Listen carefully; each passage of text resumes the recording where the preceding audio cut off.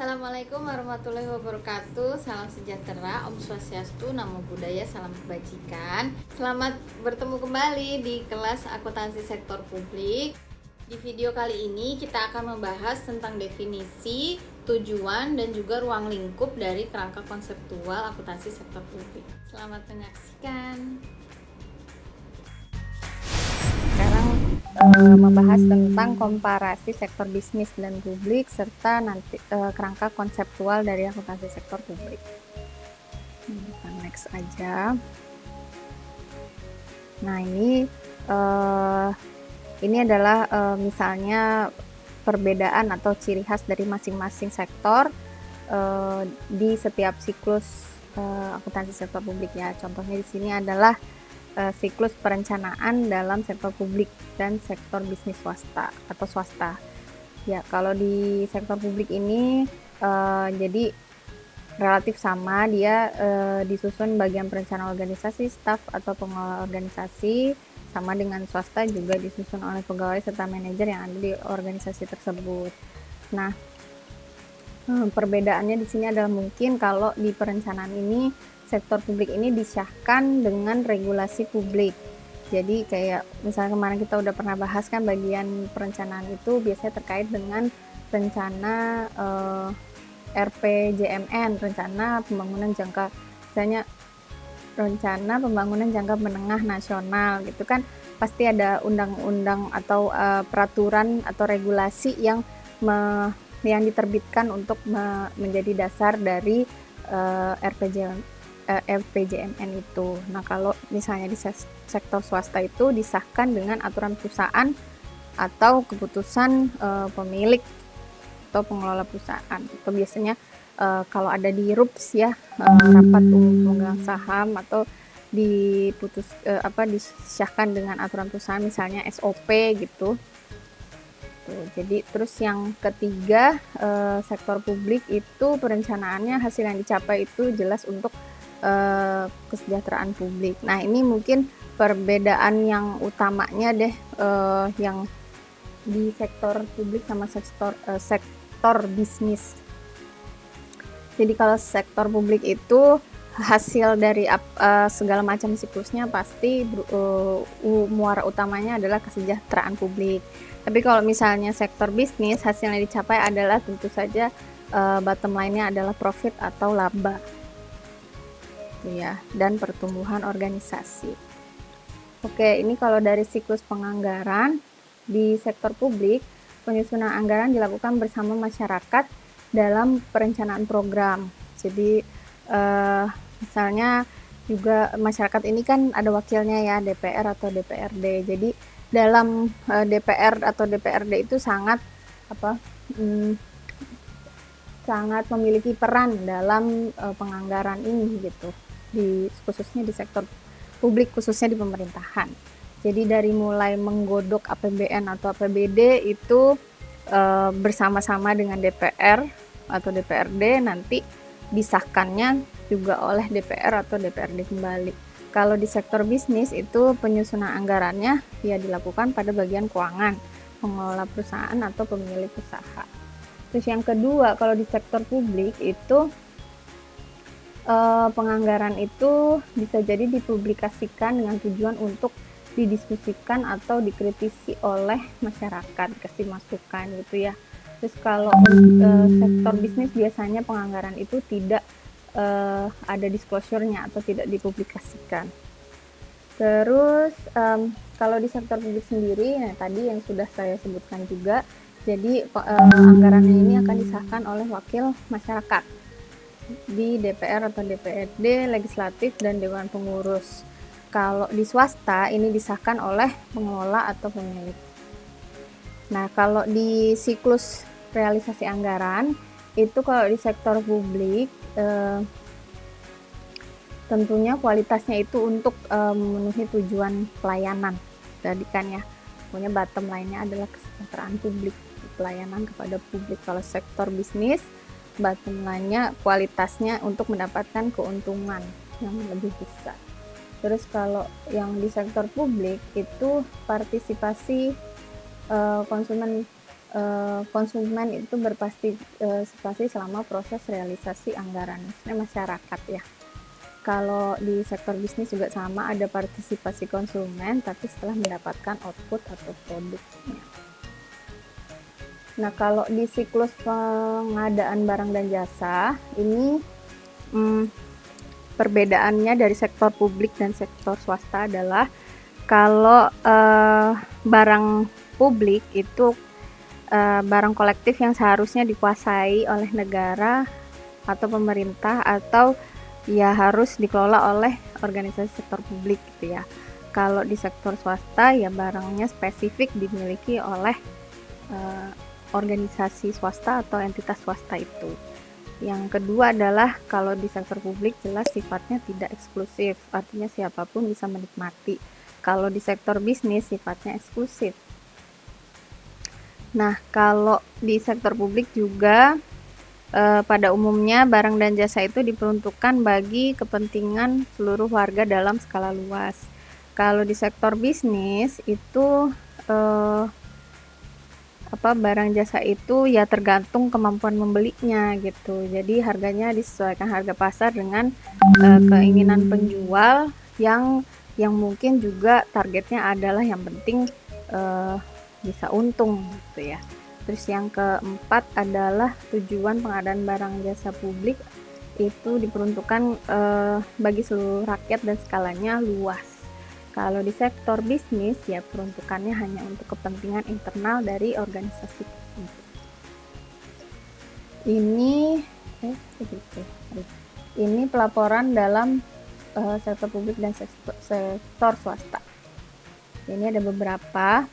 Ini ya contohnya adalah laporan keuangan sektor publik ini sangat dipengaruhi oleh selain proses keuangan juga ada yang namanya proses politik, karena kan tadi DPR dan DPRD itu kan sangat berperan ya.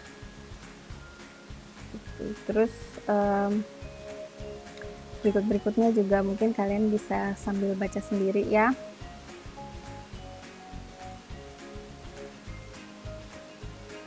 Oke. Terus lanjut. Nah, ini kalau ada bidang pertanggungjawaban dalam sektor publik dan sektor swasta, kalau di publik itu pertanggungjawabannya merupakan upaya konkret dalam mewujudkan akuntabilitas dan transparansi di lingkungan organisasi sektor publik. Kalau di sektor bisnis, pertanggungjawabannya merupakan upaya konkret dalam menunjukkan akuntabilitas dan transparansi di lingkungan organisasi bisnis. Terus pertanggungjawaban kalau di sektor publik itu dilakukannya untuk atau kepada masyarakat, konstituen, atau kalau di LSM dan yayasan itu di Dewan Pengampu. Kalau misalnya di bisnis ya pertanggungjawabannya kepada stakeholders, terutama ke pemegang saham. Nah, ini kita masuk ke kerangka konseptual. Jadi di sini kalau di dalam kerangka konseptual ini yang jelas ada tiga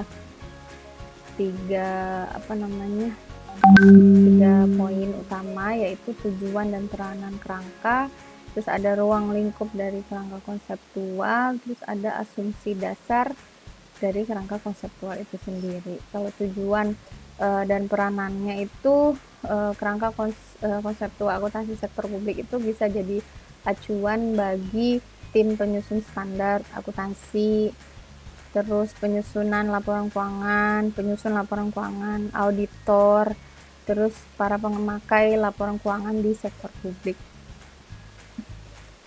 Oke, kalau ruang lingkupnya ini ya sama seperti siklusnya ya, dari mulai perencanaan, penganggaran, realisasi anggaran, pengadaan barang jasa, pelaporan, audit, dan pertanggungjawaban publik.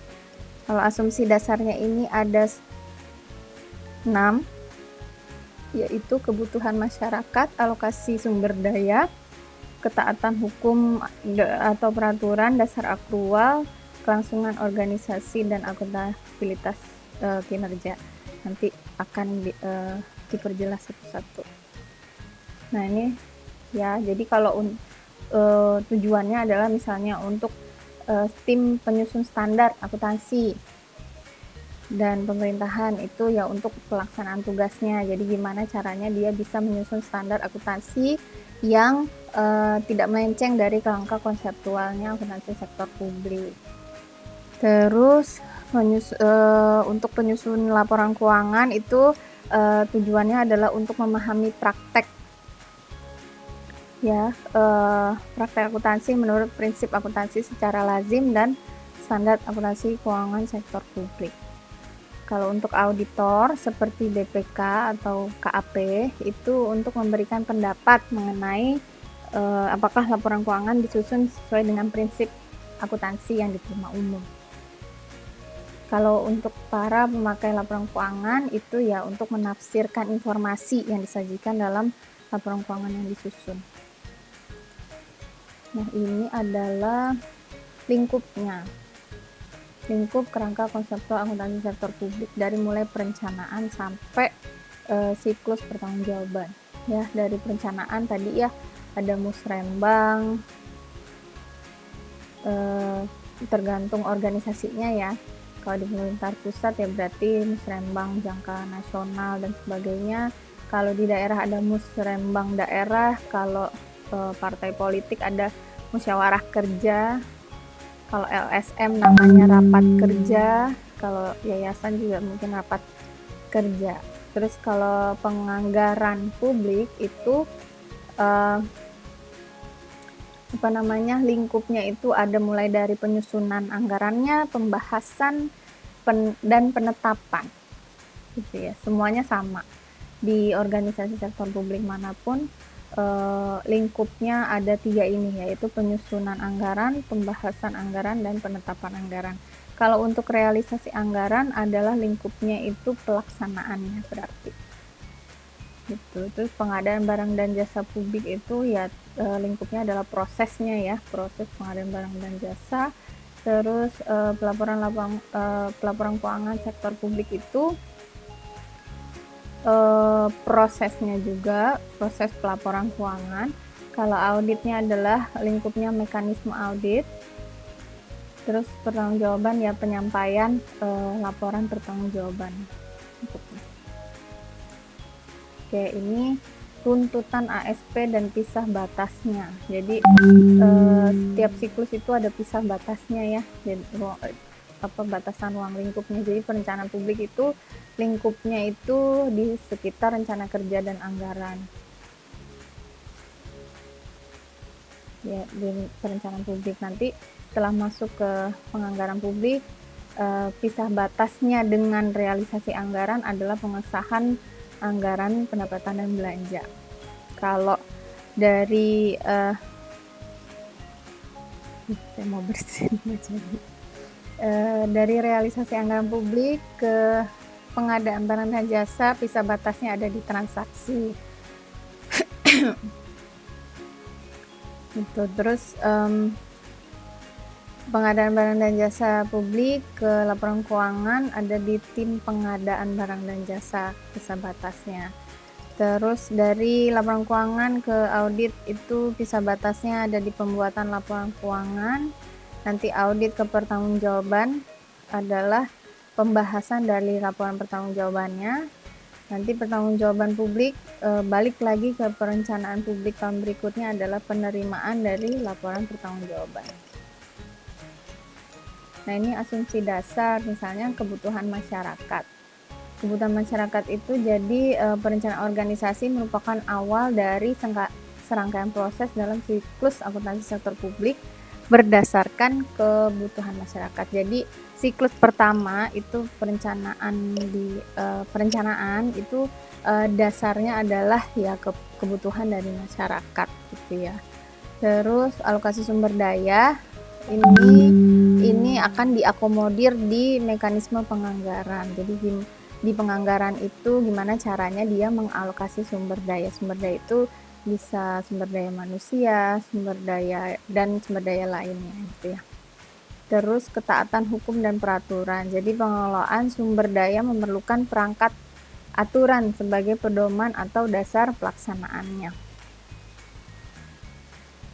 Kemudian dasar akrual. Dasar akrual itu artinya transaksi itu diakui pada saat terjadinya, bukan pada saat kas diterima atau dibayar. Itu bedanya akrual sama kan basis dulu tuh ada 3 kalau di pemerintahan kan. Awalnya cash basis, terus disesuaikan menjadi cash towards accrual atau CTA. Terus kemudian sekarang sudah full adoption untuk dasar accrual atau accrual basis. Jadi kalau dulu itu pas kasnya diterima atau dibayar baru diakui transaksinya. Kalau sekarang dasar accrual itu jadi ya transaksi diakui pada saat terjadinya gitu. Jadi itu juga bisa melihat proyeksi ke depan ya tentang contohnya tentang kewajiban organisasi sektor publik maupun tentang bagaimana organisasi sektor publik itu bisa mengelola pendapatannya misalnya gitu. Terus kelangsungan organisasi. Jadi dengan dilaksanakannya berdasarkan dasar hukum, harusnya organisasi dapat mempertahankan kelangsungan hidupnya sesuai dengan visi misi organisasi publik. Jadi juga ini namanya going concern ya kalau di akuntansi keuangan private. Terus akuntabilitas kinerja. Jadi akuntabilitas ini merupakan kata kunci bagi terwujudnya good governance ya. Jadi siklus ASP ini pasti diakhiri dengan pertanggungjawaban publik yang mengukur tentang sejauh mana akuntabilitas kinerja dari si organisasi sektor publik itu. Nah, ini adalah karakteristiknya ya.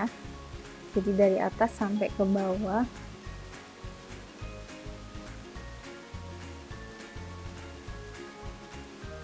Nanti akan dibahas satu di sini. Jadi pertama ya pokoknya manfaat itu harus melebihi biaya ya. Terus kemudian mudah dipahami.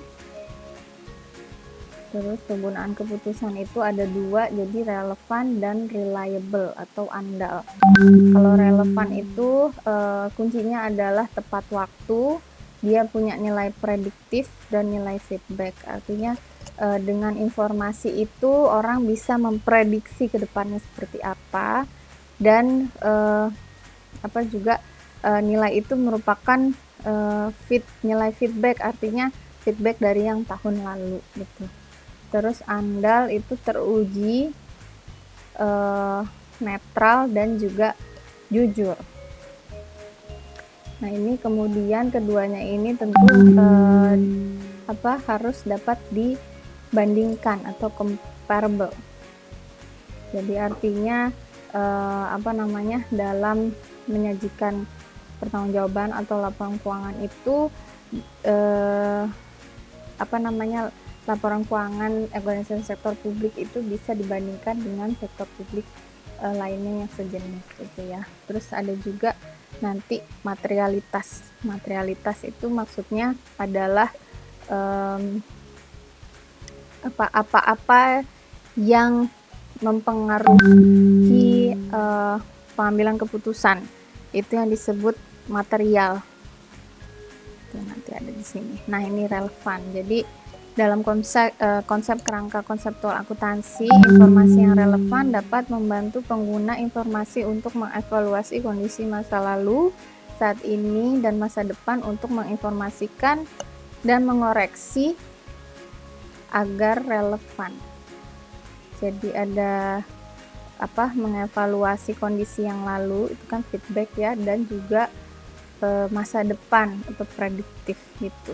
Terus pertimbangan biaya dan manfaat itu, jadi informasi akuntansi keuangan akan dicari jika manfaat yang diperoleh dari informasi tersebut melebihi biayanya gitu ya. Jadi dalam menyajikan informasi itu juga harus dinilai dibandingkan antara cost sama value-nya. Harusnya lebih tinggi value-nya, karena kalau lebih tinggi cost-nya ya buat apa gitu. Terus keandalan dan reliabilitas.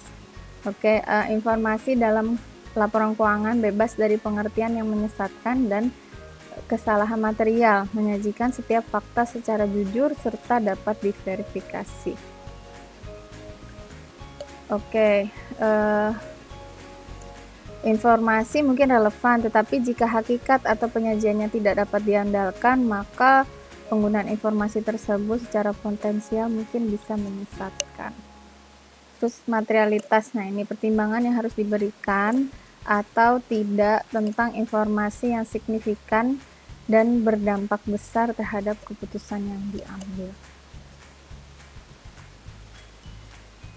Nah, ini karakteristik kualitatif atas kualitas output perencanaan publik. Jadi kalau di perencanaan itu karakteristiknya yang paling utama adalah dapat dipahami dan relevan. Ya, kalau untuk penganggarannya adalah dapat diperbandingkan. Kalau untuk pengadaan barang dan jasa dapat dipahami dan andal. Nah, ini juga mungkin kalian bisa baca sendiri ya.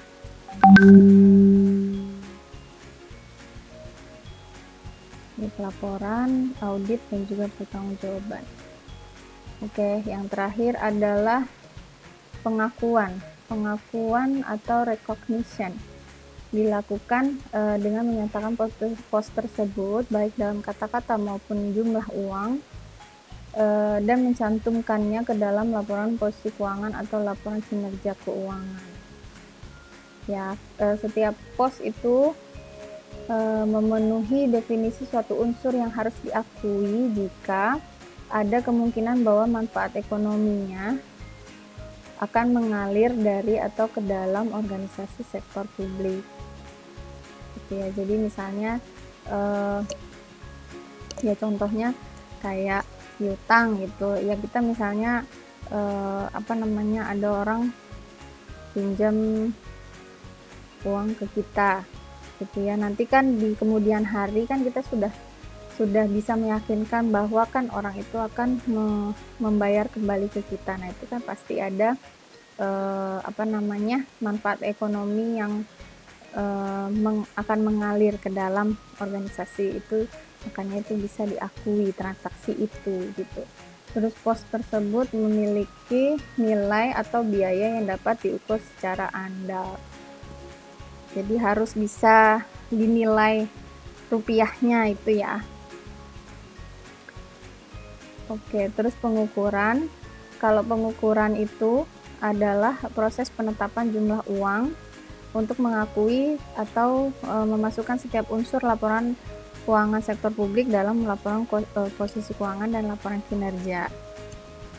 Ya, jadi contoh pengukurannya ini sebenarnya ada 4, ada biaya historis, biaya saat ini, NRV, sama present value. Kalau biaya historis itu adalah harga waktu perolehan. Jadi misalnya kita beli tahun 2020 beli komputer 2 juta ya, diakuinya 2 juta sampai sekarang 2019 juga 2 juta gitu ya. Itu namanya biaya historis. Kalau biaya saat ini itu adalah kalau misalnya kita beli misalnya tahun 2018, kalau misalnya kita beli tuh komputer di tahun 2018 tuh harganya berapa. Nah, itu pengukuran biaya saat ini. Kalau NRV itu kalau misalnya komputer itu dijual saat ini itu bisa dalam keadaan normal ya, maksudnya bukan yang pas misalnya contohnya kayak lagi butuh uang gitu, lagi kondisi BU. Kalau biasanya kalau BU kan jualnya bisa lebih murah, enggak ya, misalnya kalau ini asumsinya adalah dalam kondisi normal, kalau barang itu dijual sekarang itu dia nilainya berapa, itu NRV. Kalau present value ya arus kas, manfaat arus kas ke depan yang dihasilkan oleh barang itu nanti didiskontokan ke nilai sekarang gitu ya. Nah, terus ya yang satu lagi adalah dasar pengukuran yang lazim digunakan di organisasi organisasi sektor publik itu adalah biaya historis gitu. Namun pada praktiknya mungkin seringkali dikombinasikan oleh pengukuran-pengukuran yang lainnya. Oke, ini ada satu lagi ternyata. Ini faktor yang mempengaruhi pengakuan dan pengukuran transaksi publik. Jadi ada dua. Pertama, probabilitas manfaat ekonomi di masa depan. Jadi dalam kriteria pengakuan pendapatan, konsep probabilitas digunakan dalam pengertian derajat ketidakpastian ya. Manfaat ekonomi masa depan yang berkaitan dengan pos tersebut akan mengalir dari atau ke dalam organisasi. Gitu. Jadi seberapa probable sih arus kas itu akan keluar atau akan masuk gitu. Terus ada juga ini kendala pengukuran. Jadi kriteria pos yang kedua tadi kan harus bisa diukur secara andal tuh. Waktu pengukurannya pengakuan diakui jika sudah memenuhi dua syarat tadi kan ya. Nah, yang syaratnya adalah bisa diukur secara andal.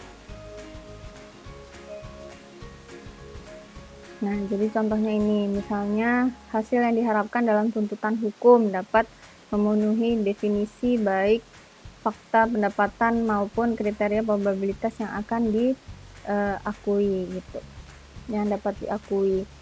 Nah, namun jika tidak mungkin diukur dengan tingkat kendala tertentu, tuntutan tersebut tidak dapat diakui sebagai aktiva atau pendapatan.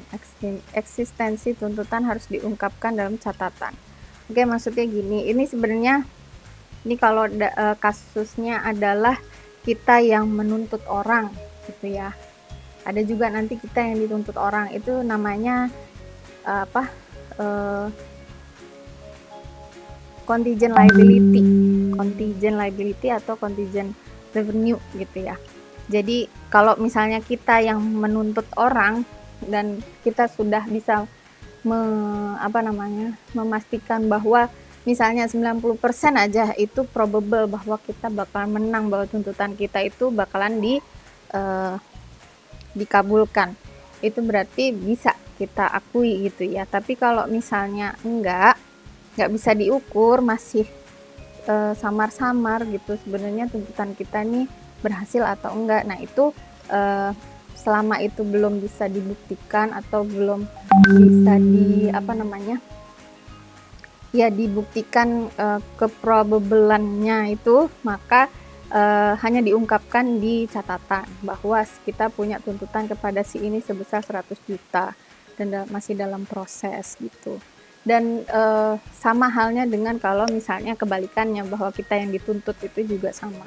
Kalau misalnya kita udah yakin 99% kita kalah, langsung dicatat kerugiannya. Kalau misalnya belum, kalau misalnya kita masih yakin bahwa mungkin kita masih bisa menang, bahwa itu ditaruh di dalam catatan bahwa kita telah menerima tuntutan dari perusahaan dari instansi X misalnya atas bla bla bla, dan itu masih dalam proses gitu.